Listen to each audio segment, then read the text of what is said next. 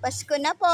Ayan, bibingkahan na dito. Mas ito talagang madaling ibenta. Puto bongbong and bibingka. Ina. Bumili nga pala ako ng lutuan yan. Hanggang ngayon, di pa rin ako makagawa. Kuya, magkano bibingka? 45 po. Ano yan? Walang plain lang yan. Walang patong. Meron po, may keso. Oo nga, no. Puto bongbong style for on. 55, tapos 40 lang yan. 45. 45 po. Wow, mamaya pupuntahan kita. Oh, naki-vlog rin sila dito.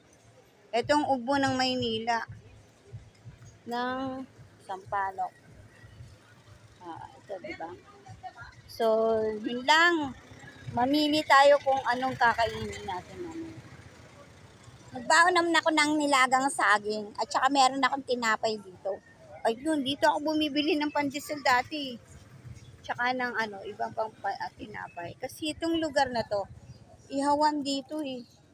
Dito marami nag-iihaw ng mga kapwa ko Muslima. At hindi tayo naka-hijab. Pero nakita ko yun. Ayun, tingnan natin yun. Meron na ditong wait lang, baka makapiright tayo.